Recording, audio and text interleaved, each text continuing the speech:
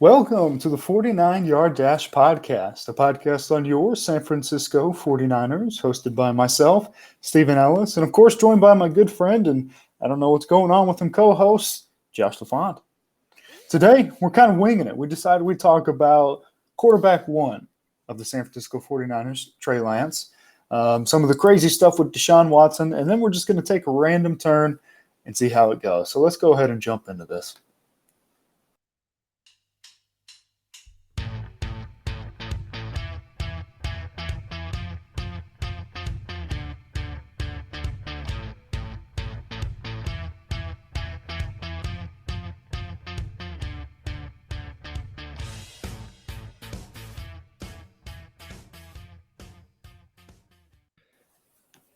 Once again, we welcome you to the 49-Yard Dash Podcast, the podcast on your San Francisco 49ers. Josh, are you ready to discuss all this, my man? Dude, I am foaming at the mouth. I do not have rabies, but I'm ready. Okay.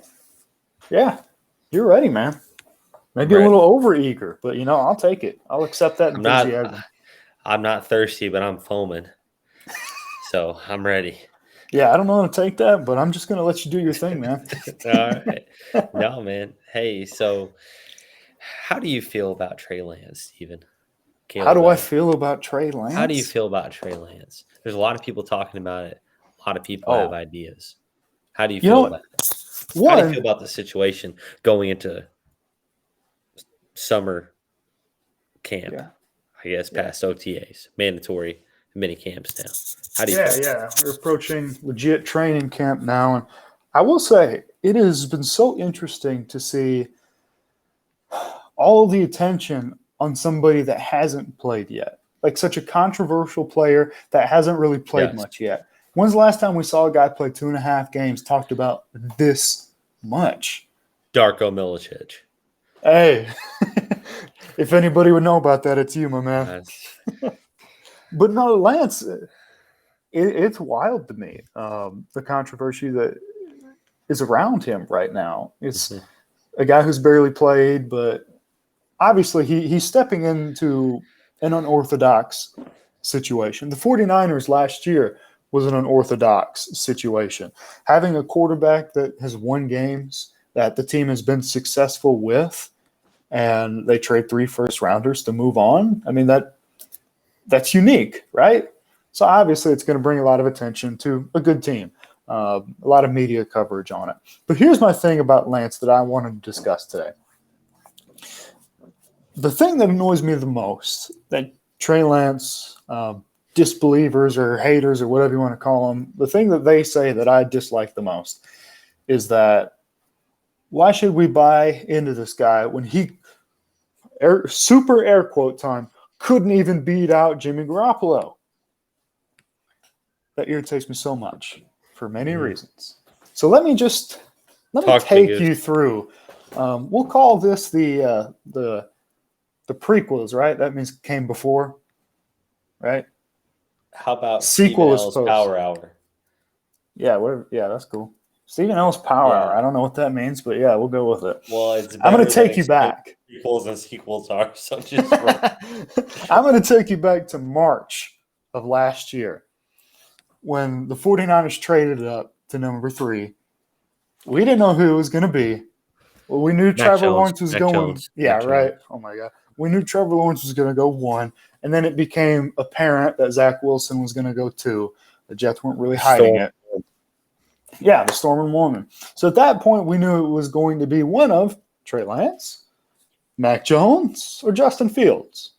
We all were aware that those are the 3 options. And the 49ers, they did an excellent job hiding who they wanted.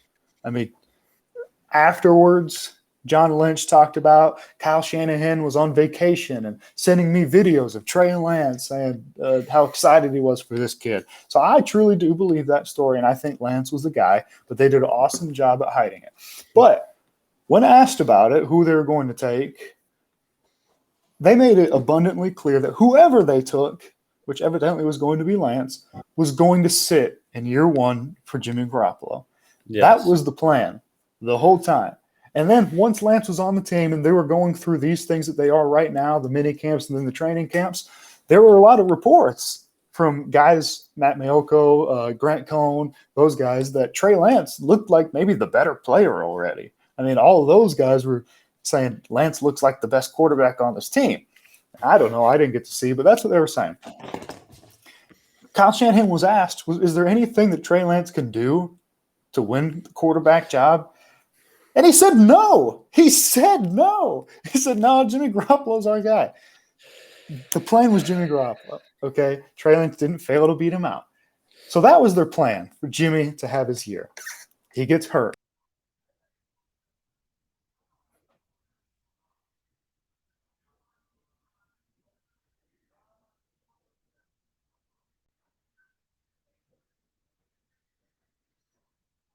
Trey Lance has to come play in the Arizona game. Anyways, I actually didn't stop talking. But nodding consistently. Hey, I didn't think you did. That's excellent. So let's not bring attention to it. Keep rolling. That's right. That's right. That's right.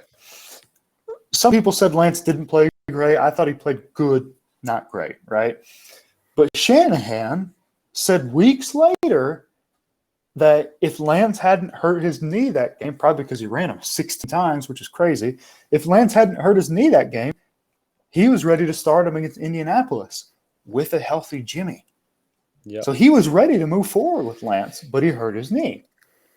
He plays against Houston. I think he played really, really well. He had the bad pick, but there's not a throw other than that pick that you can show me from the film that you can say that was a bad throw. Every other throw, on time, on target. You know, his completion percentage was great. He played really, really well. Even then, Shanahan considered making a quarterback swap in week 18, and ultimately you don't do that because that's why they did it. Yep. You can't make a quarterback swap in 18, but he considered it because Lance played well enough. So my point is, I've talked for 5 minutes straight now, is they had a strict plan.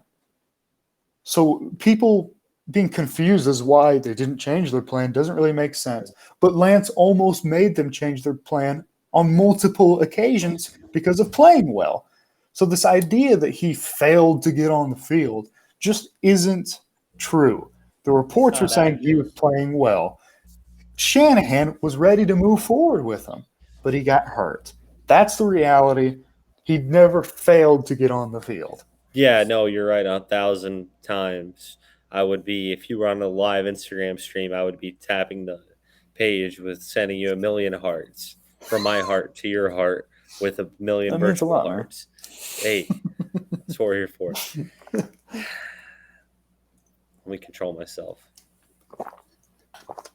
The reason why Trey Lance did not start a game after Houston is because he got hurt. Mm-hmm. The 49ers plan all along was to ride Jimmy until he inevitably got hurt. Yeah. You're not betting on your quarterback to get hurt. Kyle Shanahan is tripping Jimmy in the office. It's fairly obvious that Jimmy's an injury-prone quarterback. Of course. So it makes sense to take the guy who has a solid repertoire in the quarterback room, in the locker room, as your starter. Bring the rookie along slow. And inevitably, when this – let me not use a racial slur. When this Italian man with greasy hair inevitably slips up on the job, you say, hey, Jimmy, thank you for your service. We appreciate you and all you've done. But it's time for you to go into a position out of the battlefield and into the office. It's time for you to start filing paperwork and get off the front lines. You've cost us too many men. Yeah, that's right. Putting in the young buck. We're putting in Tom Cruise from Top Gun, baby. Mav time. Maverick, baby. We're putting in Mav. That's the plan. Like you said, Trey Lance would have started had he not gotten hurt. He got hurt. That complicated the entire situation. And then to compound matters, who else gets hurt? The one trade asset the team has manages to completely screw up the entire dynamic of trying to Yeah. recoup at least one first-round pick Yeah. because he also gets hurt. Yeah. To me, my thinking is in line with yours, but it takes a little V at the Y where the road splits. It goes yay when your goes nay, Yeah. because I think Kyle Shanahan's plan was, hey, when Jimmy slips up, when he has just an inexplicable game with 5 interceptions, 4 interceptions, when he just looks like hot garbage out there, or inevitably, oh, I'm hurt, my shoulder, my non-throwing Yeah. shoulder, I can't move. Like when Michael Scott gets slapped in the face by Pam and then starts limping. We know that's Jimmy. We know that's Jimmy. And I'm gonna get to Jimmy in a minute. But we know that's gonna happen. 49ers have a long history with Jimmy. The league has a long history with Jimmy. We know who Jimmy is. The plan was to bring Trey along slowly. If he starts in year 2, Jimmy stays healthy all year, great. If Trey starts halfway through year 1, even better. But that compounding deal of Trey getting hurt right when he could have taken an ascension, and then Jimmy also getting hurt, reducing his trade value from a mid-round pick, early round pick to jack squat, made everything entirely worse. Yeah, and that's the other thing too is now people have moved on to, well, why do they still have Jimmy on the team? And that's the most simple explanation ever. I mean, you just talked about it. The dude hurt his shoulder, had to get surgery, and everybody that scared everybody off. The surgery he did. It's not. I mean, Kyle Shanahan said they were trying to trade him. Yeah. Why is anything else being discussed? Yeah. No, and I thought it was interesting. I don't know if you saw the clip or not. We haven't even talked about it until now. But on the Pat McAfee show, they brought up, and I know I always bring up Pat McAfee, but that's about the only It's your NFL guy. podcast to listen to other than Locked On. Yeah, he's a great dude, brings on all these guys. But anyway, they brought up the I Am Athlete podcast with Brandon Marshall, who had Julian Edelman on. And I don't know if you saw this clip or not, but Edelman Yes. referred back to the Martellus Bennett calling out Jimmy. We're not going to use the expletives. Martellus called Jimmy, but you can determine the word that he called Jimmy. And it's fitting to an extent because allegedly Jimmy didn't inform the team that he was deciding to sit out from an injury that wasn't severe. He was hurt, not injured, as they say, on his non-throwing shoulder. Mm-hmm. And he informs the team game day. Yeah. That he's not going to play while he's in New England. Jacoby Brissett goes out there, tears multiple ligaments in his thumb on his throwing hand, and proceeds to play several more games in New England. Yeah. Because he's a quarterback. So we talk about all this crap about Jimmy being a warrior, Jimmy being a gamer, and I hate to crap on the guy. I do. Because he's done a lot for San Francisco. His highs have been really high and his lows have been really low. But when you start putting the pieces together, it's not hard to see why he hasn't been traded. The most respected coach in the league potentially was going to lose his locker room to this guy if he kept him. There were reports saying that Belichick wanted to keep Garoppolo over Brady. Yeah. Brady's last year in New England. Well, it's no wonder he didn't. Belichick's going to do what he wants to do. You don't care about Tom. He clearly doesn't care about Tom. He didn't find a way to keep him. The reason he didn't keep Garoppolo and ship Brady to San Francisco or God knows where is because the potential nuclear explosion that would have been bringing this guy back into their locker room, unfortunately. And not that Jimmy's a bad dude. I really don't think he is. But he's not a guy who's going to continue to play through injury and not talk about it. Every time he has an injury, you and I joke about it. Every other 49ers reporter on the planet jokes about it. He always manages to have an injury when he has a bad game. Yeah. And at the end of the day, that's making himself look good. So he's always keeping his value high. in my mind. That's the only thing that makes sense. As a guy who used to be in sales, a guy who understands people, being a business owner, that's what you got to talk yourself up. So when you make a mistake, people still, oh, okay, well, it's just a slip up. It's not, oh, I suck at my job, Yeah. right? You know, when an employee forgets to send invoices, we don't say he's a I don't know. crappy Yeah, employee. who would ever do that? We don't know who I'm talking about, Yeah. but we say, hey, that's just a slip up. But when a guy perennially comes to the counter and says, oh, I hurt my wrist doing this, I can't do X, Y, and Z, well, we know it's a problem, and that's Jimmy. Jimmy's not the guy who makes a small error like forgetting to send something, like forgetting to do X, forgetting to do this, that, or the other thing. He's the guy who comes to the table and always has an excuse for everything. And I do think after this 10-minute rant, I think that's why you're seeing this now. Is not only do you have a guy with injury history, and Jimmy's brought that on himself too. There's no way an NFL quarterback has not been as hurt, as banged up, as injured as Jimmy Garoppolo has been year in and year out. The ACL is one thing. Do you think Tom Brady's making a big deal about tearing a ligament in his thumb? No. He's going to play through it. He's going to handle it in the offseason.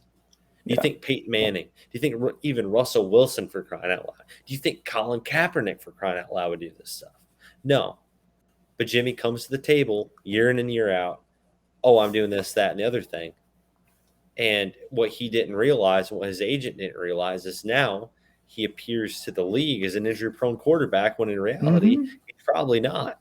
He's just doing his job. He sucks at it. And that's really hurt his trade value. So, short story long, I know you talked about Trey. Now I'm talking about Jimmy. I am super excited for Trey. Absolutely. I've said that 1,000 times. The offense is going to look leaps and bounds better with just him in the running game. And then people always talk about read option, but just or RPO, like that means anything. That's what every team does. But just him having the ability to keep the ball changes everything in the entire offense. But what I'm curious to know from you is, do you think at this point with Jimmy Garoppolo, do you think he is cut, or do you think, because I don't find a way to, there's no rhyme or reason in my mind he's on this team come September 1st. There's no way. But do you think that he gets cut or traded, or do you think that by some miracle the Red Sea's parted and he is on this team? At this point, honestly, I think the least likely, which stinks, is traded. And I hate that. But I got to say, if you say traded, go ahead. if you do say traded, let's stick on traded for a minute. I don't even have 3 options. No. I've got 2, and one of them's a distant second. Yeah. What, in your mind, what do you think makes a Jimmy Garoppolo trade package? So and where do you think he goes?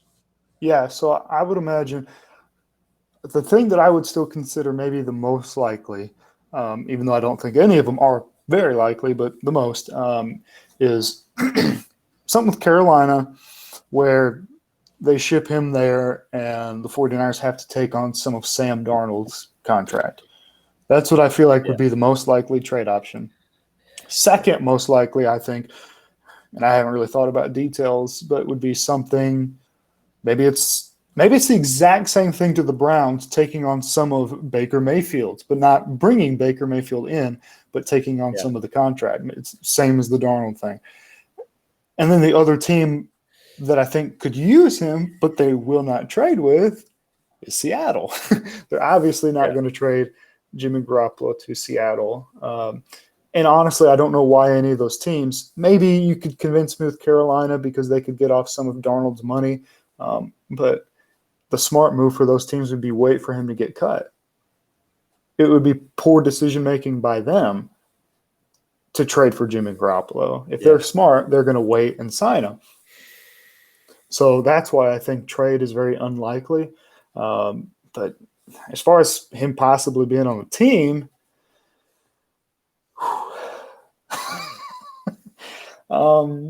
it is possible. But if that were the case, I think I'll say it'd be a botched move by the 49ers front office because I think they kind of blew it, not taking some of their original Yeah. deals when they had a chance, being too stubborn with it, the value that they had in mind.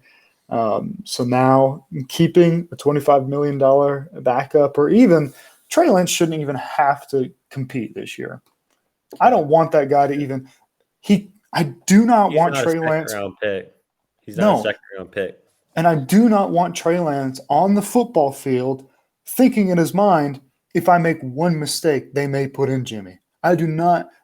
I want a young guy to be able to play freely, not constantly have that worry over his shoulder. That is so much harder. Yeah. No, I agree. I think the only trade you're ever going to see is Jimmy to Carolina Yeah. for Sam Darnold. Yeah. 49ers covering the entire Darnold contract Yeah. with a 6th-round pick attached to it, Mm-hmm. which means nothing at this point. I do not think the rumors of a 1st-round pick, and you and I talked about it, we even did mock drafts about it. Yeah. In reality, that's us jumping the gun. It's the same Yeah. thing Of as a course. Detroit Pistons fan for me. I thought we'd get the 7th pick from Portland for Jeremy Grant because that's what all the beat writers said we would get. Mm-hmm. That we got Milwaukee's 2025 1st-round pick. Yeah. Okay. The value's clearly differentiated. Yeah. Same thing with Absolutely. Jimmy. We wanted a 1st-round pick. You and I wanted Trent McDuffie. We wanted some of Mm-hmm. these guys in the 1st round. But clearly his value was rounds 3 to 5. The 49ers Yeah. should have jumped on it. They thought they could get more for it just based on Jimmy's character. But when you have a guy circling back to what I was saying about Bill Belichick and respected guys around the league like Julian Edelman and Rob Gronkowski and heck, even Tom Brady, God knows what he was saying about Jimmy. Clearly, knowing Belichick's wanting this guy to take his job, the best player in all of football ever, that can tank your value from 1st round to 4th round. And I think the 49ers kind of got a little too big of a head, thinking that they could play hardball, Yeah. thinking that, hey, the Steelers, they're not going to go out and they're not going to go sign Trubisky. They're going to want a guaranteed guy who's not a project. Well, the Steelers got Trubisky at a decent price, and they brought in the hometown kid that the whole freaking state wanted Yep. outside of Philadelphia. Go Birds. Oh yeah. And then eventually, you and I saw it every week when we were doing this freaking podcast. The options just dwindle and dwindle and dwindle Yes. down to the point when we don't have a plethora of options of the Giants, potentially, of the Steelers, of the Eagles, of the Saints, of the Texans, of the Buccaneers, of the, I can't remember if I mentioned Saints, but the Eagles, Isn't the that Steelers, funny? the Panthers, all these teams. Well, now we're down to relying on the Browns to trade Baker to Seattle, turning around and taking Jimmy off our hands for nothing. So his salary doesn't count against our cap, whatever dead money he has, which is 6 or 7 million, which still in a year when you're going to have to extend Bosa can hurt the team. That's what we're down to now is the Browns potentially us having to wait on them to move Baker so we can insert Jimmy, get nothing for him just to have him off the books, or sending him to Carolina for a coach that is clearly on the way out, is definitely not going to have his job past this year, who is in complete win now mode. Yeah. No, sir, any way in development mode. And you're relying on them to swap you an overpaid 1st-round bust quarterback, and you're going to have to cover that salary Yeah. for what, a 6th-round pick. I don't know how you handle Jimmy at this point. I don't think there's a win scenario. Jimmy wanted to go to a contender. He's not going to go to a contender. That's clearly the case now. I think Jimmy was trying to force his way to a Pittsburgh, to a New Orleans, and he did not get his wish because he jumped the gun and decided to get surgery before he was traded. I do think that has a lot to do with it. But at the end of the day, the 49ers had offers on the table, whether it was a first-round pick, whether it was a second-round pick. That's the situation they're in now. Mm-hmm. And we're stuck in it. Yep. I just really hope Shanahan and Shanna Lynch don't talk themselves into keeping Jimmy around through fall camp. Whoops. There's a timer for you. That brings back PTSD. I feel like I'm back in Nam. Asian orange everywhere. It just feels like a situation where it's going to be such a messy divorce. Mm-hmm. Or the 49ers are going to keep him around and just pray to God somebody's quarterback gets injured during preseason. Yeah. Yeah, right. That's that dynamic around the locker room, man. I wouldn't want to be a fly in the wall there. no. It's I really feel like they botched this. But Jimmy Garoppolo, with the timing of the surgery, definitely didn't help either. But both sides, it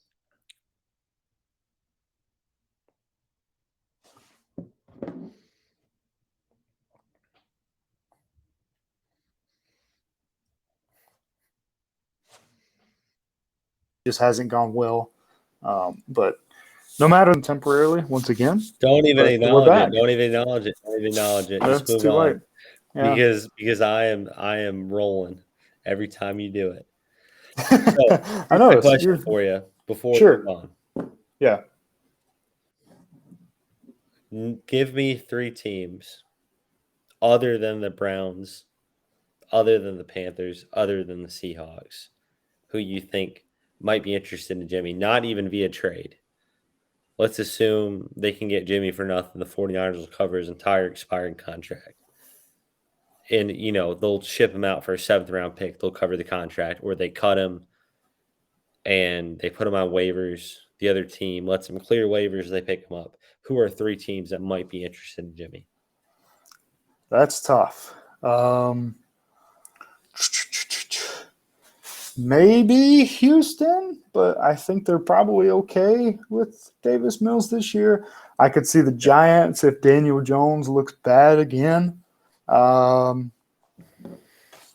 that, I feel like you're kind of maybe Atlanta if neither of their options go well at all, but at the same time, they know they're not in win now mode.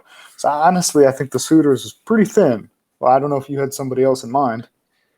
I guess that's the point I was trying to make. Yeah. Is that even if you cut this guy, it's kind of the curse of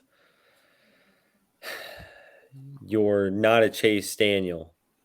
You're a Connor Cook. That's the name for you. You're a Matt Hasselbeck. Well, Michigan State boy. There you go. What was the guy that was it in Seattle from Green Bay who was a backup to Aaron Rodgers who had a couple good games? Seahawks signed him to a huge contract, and then they drafted Russell Wilson. Who's the guy I'm thinking Matt of? Hasselbeck? No, it wasn't Matt No? Hasselbeck. Matt Hasselbeck took him the Seahawks. We got to look this up, and it's going to be a delay. Okay. I'm trying to think of pre-Russell Wilson. There was somebody between Hasselbeck and Wilson? I don't even remember. There was. There was. It's not – the internet's saying David Craig, and that's not it at all. We got to find this. Hold on. I feel like you're just making it up. No, I'm not making it up. Just kidding. No, I can't. Here we go. We're about to find it. Flynn. Matt Flynn. You got me. Matt Flynn. Okay. That's a name. Jimmy Garoppolo. That is a heck of a name. Me and Steve do this game to all the viewers you hung around us for the last 29 minutes and 5 seconds through all our freezes. God knows what else. Me and Steve do this game where we'll text each other every now and then. Haven't done it in a while. Random players. Raymond Felton. Chase Daniel. Matt Flynn is a heck of a name to have up there. Pablo Prigioni. Man, that's Jose Calderon. Yeah. Speaking of Italians. Andre Bargnani. Yeah, that was a good Our friend Heath, appreciate that. Absolutely. The Nick legend. Jimmy Garoppolo has the Matt Flynn problem. He's not a Chase Daniel. Chase Daniel is the worst backup quarterback in the history of football. I've watched him on local TV here in Michigan play for the Lions. I've watched him from afar play for the Chiefs. He is the worst backup quarterback ever. However, his career earnings surpass so many NFL starters. It's insane. Yeah. Because he's a locker room guy. He's a backup guy. He grooms the young quarterbacks. He knows his role. Jimmy has that persona of wanting to be that starting quarterback, to wanting to command the locker room. He doesn't know his place. His place is the Chase Daniel. He has the tools to be a Chase Daniel. But unfortunately for him, he's a Matt Flynn, where he's a one-hit wonder. He caught on with the right team. He was a good backup to a legend.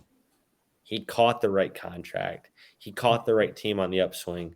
Matt Flynn got surpassed by a future NFL Hall of Famer, as much as I hate Russell Wilson and his stupid freaking TikToks.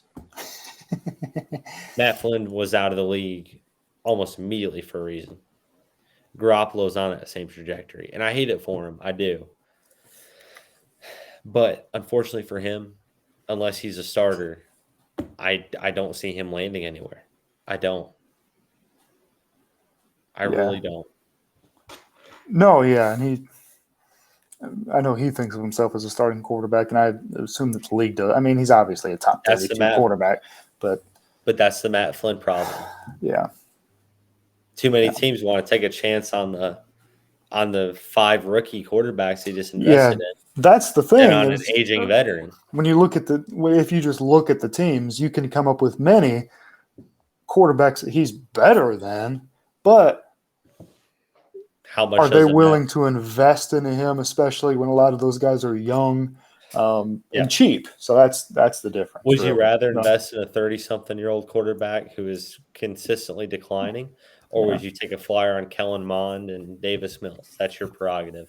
But hey, moving on real quick, we've got a fun segment to end on. Yeah. Let's talk real quick about Deshaun Watson, a quarterback the 49ers. All right. We're interested in at one time. A quarterback I wanted. Mm-hmm. When we trade up for the 3rd pick, hey, this is a guy I want us to throw our assets at. Mm-hmm. Him and Aaron Rodgers. This guy, we got the tools for. Let's go after and get him. Yeah. One time you were even on board with Deshaun Watson. I don't think I ever was, actually. I wouldn't say on board. I was more like, I understand why they do it. It makes sense. He's really good, but I've never been like a huge. You've been in the Trey Lance camp since Jump Street. Pretty appreciate that. Yeah, I've been on the Trey Lance camp since Main Street. Yeah. And a couple blocks before. Yeah. We thank you for your service. I was okay with pursuing Deshaun, but I wasn't like, oh, let's go, let's get him, But yeah, go ahead. Yeah, if Deshaun didn't have a problem. Yes. He'd probably be on his way to being a borderline Hall of Famer. He's got the skill set to be Russell Wilson-esque. Mm-hmm. Anyway, watched the Pat McAfee show earlier today. Mm-hmm. I'm shooting from the hip. Yeah. Like I always do. Go for it. They had an attorney on there. Some Italian guy. No relation to Jimmy Garoppolo. Just another Italian. We don't need to worry about it. He's probably related to the Sopranos. Beside the point, not the mob, an agent, lawyer. He's mentioning this is the most ironclad contract in NFL history. The NFL, for all the listeners at home, made it to the 33-minute mark. Thank you for your service. The NFL does not fully guarantee contracts like professional baseball, like professional hockey, like professional basketball. Mm-hmm. When Steven Ellis is signed for a $4 million contract to be the Lakers' 12th point guard on the bench in the developmental league, that contract is fully guaranteed, my friend. Yes.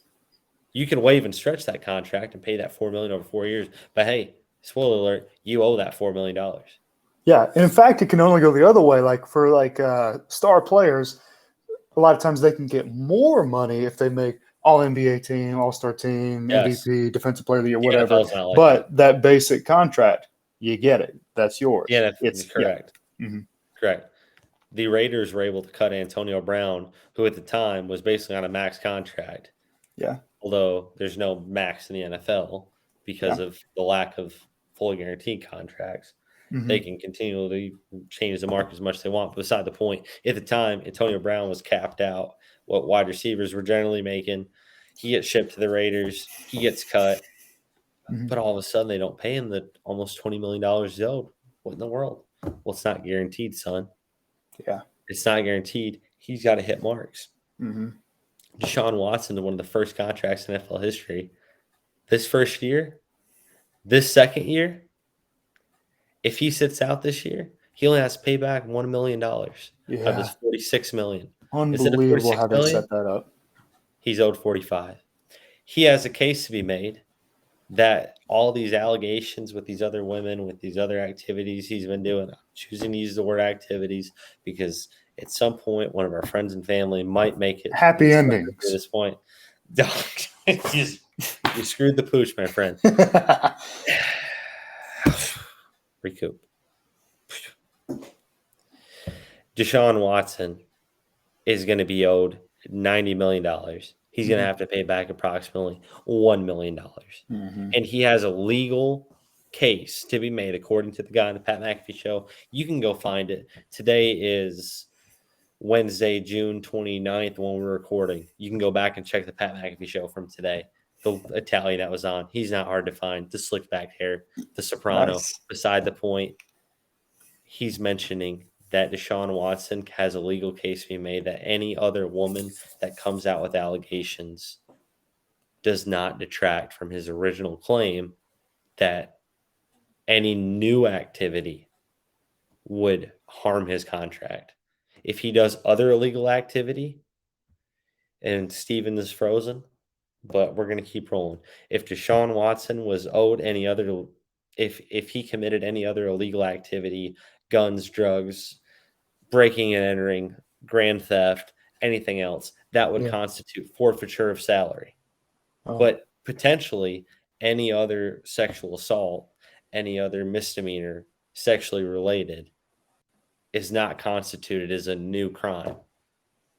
So he could continue to do the same activity, basically, and could continue to be suspended from the league. But he won't owe any money because legally, the way the contract is worded, allegedly, falls under this bracket of it not being new activity. So there could be 20 more cases that come out, and the Browns have to settle tens of millions of dollars. But Deshaun Watson, his contract is so ironclad guaranteed that he's going to be owed this money anyway. 40-something million dollars a year. Pushing $100 million in 2 years. And might not even play a single game. Man. If there's a reason the Browns don't want Jimmy Garoppolo, it's not because he's not a good locker room presence. Mm-hmm. That's exactly what they need right now is a stable guy like Jimmy, as much as I was crapping on him. You can't pay $70 million in your quarterback room. But you can't pay $70 million in the quarterback room, even if it's for 1 year. You can't do it. And I was listening to part of my take earlier, the Barstool podcast. They're talking about, and they were just shooting from the hip like I do, but it makes sense. Talking about how Roger Goodell handles things. Heck, he couldn't get Dan Snyder to accept a subpoena. What were his hands duct taped together? He couldn't manage to grab the subpoena from the person delivering it to him. They managed to duck that. At some point, this matter has been settled behind closed doors. It's an indefinite suspension likely to come for him. Well, that's likely a year. Oh, absolutely. Yeah. I don't think he's playing this year. No, he's not playing this year. And one time I thought he was, but for him to come out and say an indefinite suspension, you're thinking a year. Goodell won't suspend him for 2. So the Browns are going to owe $45 million. They're throwing away an elite defense. They're throwing away elite running backs. They're throwing away a borderline, I shouldn't say elite coach, but at least a coach who has elite level potential, Kevin Stefanski. Mm-hmm. An elite front office. They're throwing it all away. Ownership because they just wanted a quarterback. I will never concede to the fact that the front office wanted Deshaun Watson this badly. I think this was an ownership move that was sick of dealing with Baker, that has wanted desperately for the last 50 years with Jimmy Haslam inheriting in this group after he bought him out. He wanted to win so badly that they just blinded themselves to everything, said, hey, we'll be all right. Let's get our guy. Yeah. I think you're right, man. Now they're screwed. Hey, they could have had Jimmy only for first round pick. Yeah, and my new dream scenario, and I don't even know if this is technically possible, is that they do trade for Jimmy, and Baker's still on the team. So hear me out. Yeah. 45. This isn't perfect because Deshaun makes $1 million this year, but just the concept of listen, just 45 the numbers. he's 25, Baker's 18.9. That's essentially $99 million in a quarterback room. Deshaun can't play. Baker refuses to play. Jimmy Garoppolo tears his ACL. Dude, you're forgetting about Jacoby Brissett. He pushes him over the mill. That's what I'm getting. $99 million on a quarterback room that can't play. That's my new dream scenario. That's what I want to see happen. God. Which quarterback you put on the practice squad? Because you're not carrying 4 quarterbacks. Heck, you might not even carry 3. I'm just kidding. No one's picking them up. No, all right. So real quick, we've got one fun segment. Yeah. It hopefully won't take too long because I'm just going to roast Steve and he's going to call me an idiot. Sure. But just real quick, I'll give you my scenario. Yeah. First of where I think Jimmy's going to end up. Mm-hmm. And then I want you to give me yours, all right? Okay. Okay. This is going to be the last I'm going to speak of Jimmy tonight. Okay. I think Jimmy gets cut. Yep. I don't think his waivers are claimed. I think he goes unclaimed. The 49ers have to eat that salary, and they're going to realize they screwed themselves, and it's going to change them for the better. I truly think that as far as in trade scenarios in the future, if they think they can't keep a guy with a contract extension, not DeForest Buckner style, there's all this other stuff. I really think it's going to help in the future for the long run. I think he's going to get cut. I think he's going to get. I think he's going to get waived. I think he's going to clear waivers. And I do think he's going to go to the Browns because I think eventually, not the Panthers, I do think the Seahawks will trade for Baker Mayfield. Because I just cannot see I cannot see Pete Carroll rolling out there with Geno Smith. Mm-hmm. I just can't see it.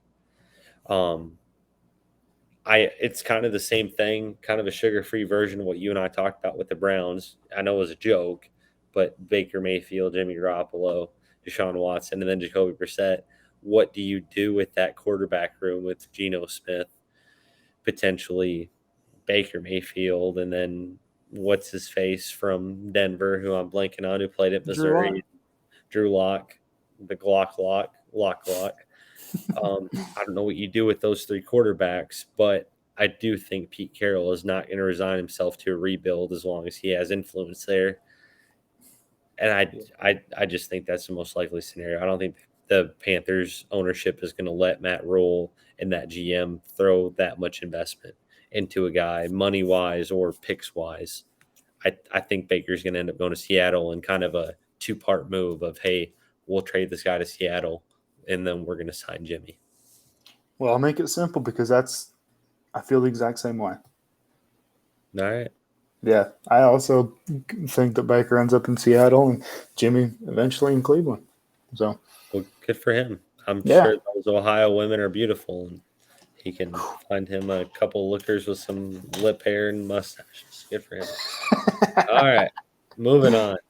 Me and Steve have a fun segment for you guys. Based on Pardon My Takes Mount Rushmore, we're kind of giving homage to Steve and our buddy Luke's last podcast, the LS Sports Podcast, which they thought was really gimmicky and neat, and I got immediately kicked off of by copying other podcast segments. So we're choosing to copy literally verbatim Pardon My Take segment of Mount Rushmores. Would you like to introduce us to this segment, Steve, of what our Mount Rushmore is? Yeah. Top 4 what? Top 4 pets you would be concerned if your friend bought these animals. That's good. I only have 2 friends in my group, you included, you're one of them, that I think would purchase these animals. Some of them, maybe some of them. And the reason we even decided to do this is because I did go out and I got a little lizard. Yeah, for anybody who happens to be listening. It's not a Gordon gecko. No, it's called a crested gecko. But it's a cute little thing. Spell I considered crested. Yeah. Crested space. And what did you name him? Gecko. His name is Louis. Louis C.K. C.K. What? He's a comedian. Never mind. Oh. Talk about him later. I thought about showing him, but I don't know. We'll see. You thought about what? I thought about showing him to the camera. You show him. Go get him. Go get him. Okay. Yeah. Well, you entertain him while I'm gone. I'll be right back. All right. Maybe we'll not freeze. Hey, here goes Steven. He's running off and he's rounding the track. He's going to get Steven. No, hey, we're really excited for this. One thing me and Steve always like to do is we like to rip off other people. In case you don't know, Steven works for me. We've been friends for many years. We've shared many smiles, many gaffes, many laughs, a couple of fist fights here and there. But we've been good friends for quite some time. And oh, here he comes. He's got his headphones on, and the lizard is nowhere to be found because he's run amok. Where's Louie? There's Louie. Little Louie, He man. is hanging on by Yeah. and you're He's, flipping off the camera. That's uh, great for television. he happened to crawl on my middle finger. Well, But yeah, that's a he's shame. tiny, isn't He's he? a tiny little guy. He's just a baby. Also, So. in case you're wondering, he has recently signed a lifetime contract with the Geico Insurance Group, and he will be featured on television groups all over That's the right, country. man. He's a cool little guy. I'll go put him away, and we can get started with Congrats, our guys. list. All right, we're very excited for this list, and we're also excited to see Louis put away. He's very terrifying. He's a death-inspiring creature. He is a dragon of sorts, a miniature dragon. And if you've made it this far, I cannot find hope for you, my friend. It's 10:19 where I'm at. It's a couple hours past my bedtime. I'm slowly dying inside. Steven's gone. And, oh, there he is. We were just talking about football. About football? About football. Football. All right. Mount right. Rushmore of the top 4. And you froze at the most opportune time when I handed you the throne of what this segment was. What a beautiful disaster this has become. All right. That is disastrous. I can't believe All the right. timing of that. How about rock, paper, scissors for Okay. first? This is the Okay. snake draft. All right. Rock, paper, scissors, shoot. All right. Okay. 1, 2, 3. Rock, paper, scissors, Paper, shoot. scissors. I got you, man. Best out of 3. We don't do first of all. Okay. Rock, paper, scissors, shoot. Dang it. I didn't think you would think I'd go double rock. I gotcha. Yeah. Rock, paper, scissors, shoot. Rock, paper, scissors, shoot. All right, here we go. Rock, paper, scissors, shoot. All right, you got me. All right, first pick. I will go the Boud Guerrier parakeet. That's the worst one? It is the most annoying pet that you could ever have because it is a parakeet and is the ugliest parakeet that the world has ever seen.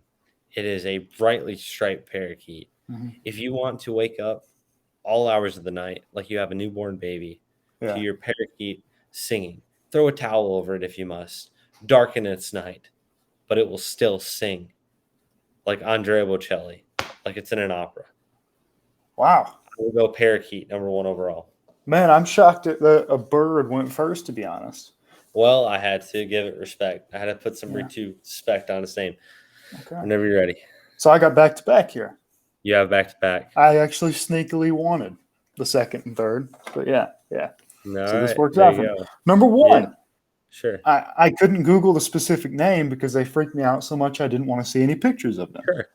But any of the large hissing or flying cockroaches. Is a pet? Some people do that. Really? Yeah. I'm aghast. Yeah, I was watching this cake show, and one of the contestants on it, they make cakes that look like real objects, you know? One of the contestants on the show, they were given his background information, and he liked to have hissing cockroaches as pets that, you know, are like that big. They're disgusting. Oh, wow. If you ever wanted that as a pet, I would be concerned about you as a person. I'd be also concerned if you had a pet bird, a Boud Guerrier parakeet. Yeah. And my second one is same line here, same logic. Any centipedes. Okay. Yeah, I've seen big centipedes that people like to have. I just don't get it. I'm thrilled. Yeah. I've managed to get, and I also have back-to-back picks now. Yes. I'm over the moon. I have Okay. my number one pick, which was going to be a surprise. Yeah. I do not think the Bujariar parakeet is the worst pet, but I think it's one of the worst that you can own. Oh. Most concerning pet. But I cannot believe you have not taken this. I will Mhm. go ball python number 2. If you have a Yeah. python, I am steering clear, my friend. No beers will be shared under your abode. And then The. number 3, Oh yeah. number Go ahead. 3. No, Uh, go ahead. No, go ahead. oh, I was gonna Expound say on the ball ones that I python. have on here freak me out more than snakes do. So it's a personal thing Oh, for me. So yeah. But all go ahead. right. Well, then I'm going to run away with this list. Number 3, the hairless sphinx, the hairless cat. Yes, I that's don't a want to good rub. one.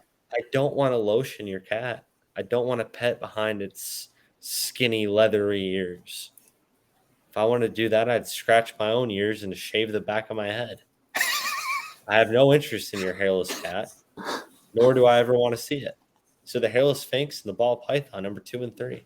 Wow. So you have the parakeet, The the parakeet. No, not just the parakeet. okay, Some parakeets are all right.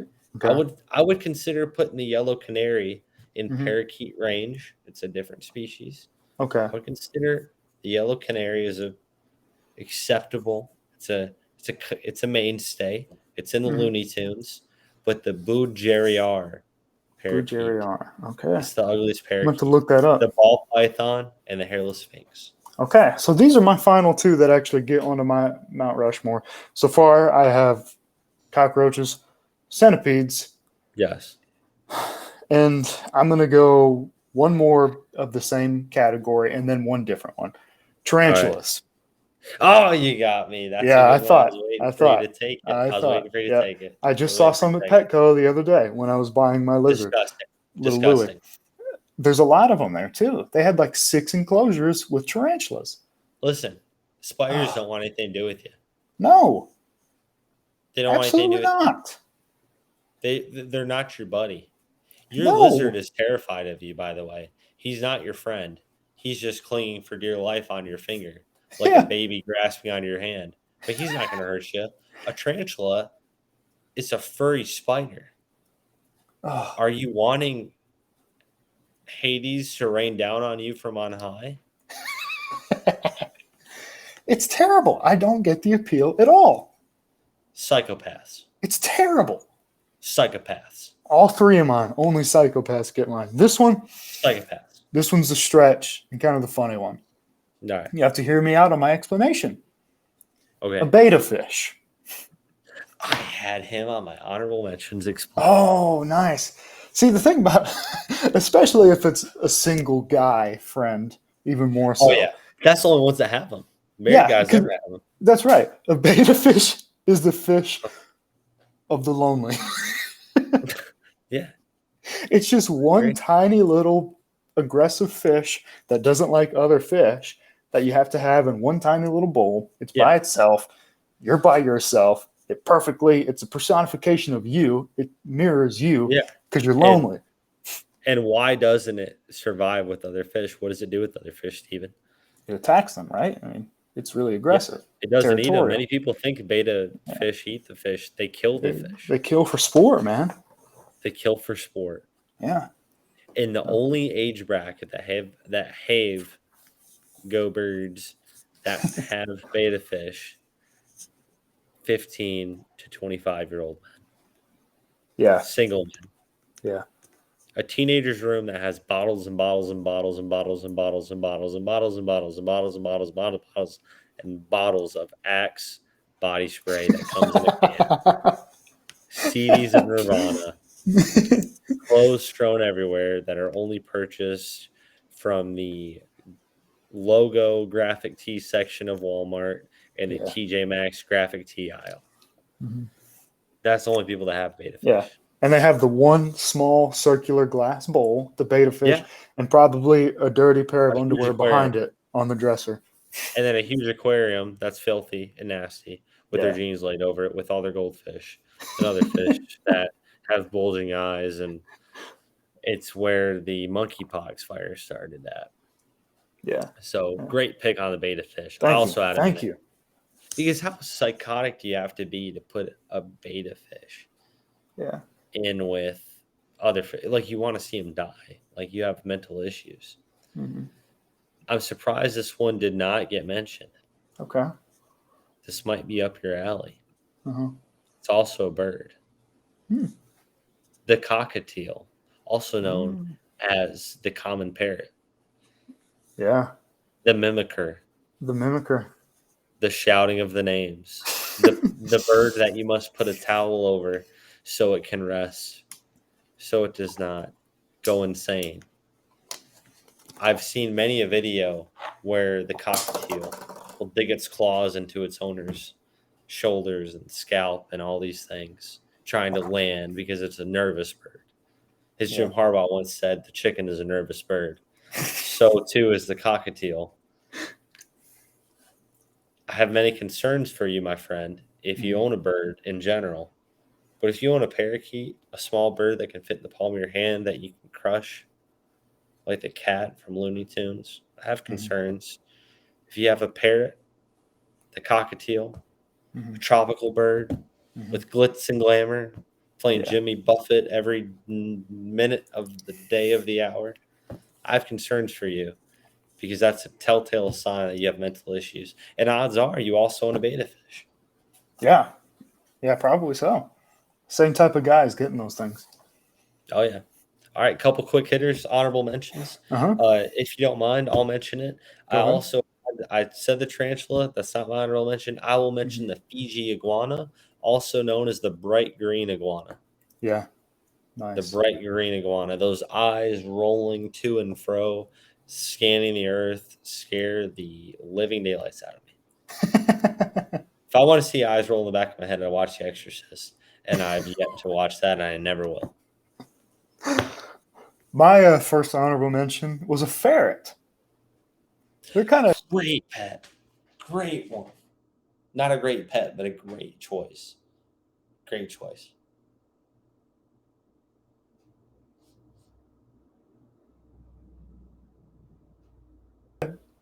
thank you, thank you. They're neat, and there's nothing you can do about it. And I just think there are better Yeah, routes that you can take for a pet. I agree 100%. Yeah, yeah, nice. No, I agree 100%. And was that my first one, or did I Yeah, you mention? still had one more honorable mention if you want. Well, you know what? You kind of made me pivot to it, and I wasn't going to mention it before, but it's because my wife was briefly addicted to TikTok, and I've seen far too many of these videos. Raccoons.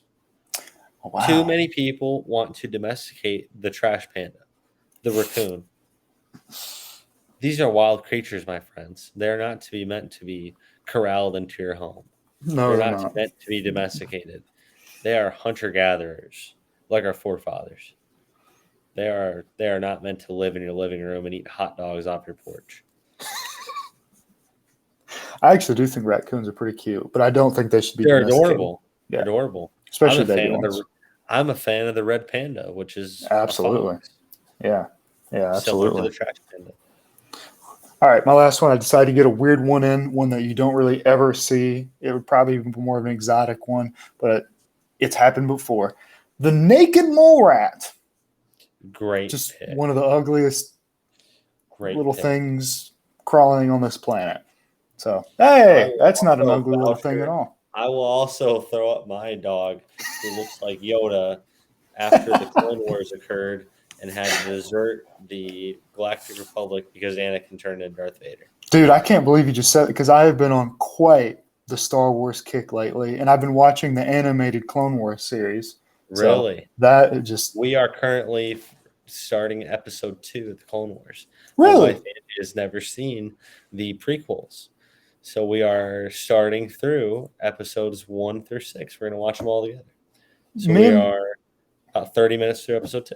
yeah, my wife is, as you know, out of town right now, so that's partially why I've been watching Star Wars. But me watching it has made her want to watch them again. So we are actually going to rewatch them when she gets home. So yeah, Nice. Yeah, you've been getting hammered on Yahoos and Prickles and living the that's single right. life dream. Oh, yeah, All man, right. for sure. Well, Real quick, sure. just favorite Star Wars movie out of the main 9 Oh, that's episodes. so tough. I know mine. It's not the best movie, Okay. and nobody ever names it, which is why I'm all right with saying it. Okay. I don't need people's favorite. Yeah. Episode 6. Okay. Yeah, that's my second favorite. Mm-hmm. Episode 6, and then Yeah. I guess I'll mention my second favorite, Episode 3. That's my first favorite. That's the most common favorite movie. Yeah.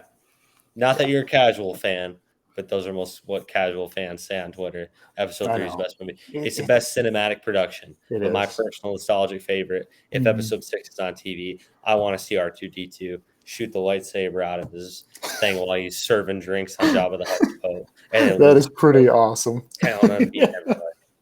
That is pretty awesome. Yeah.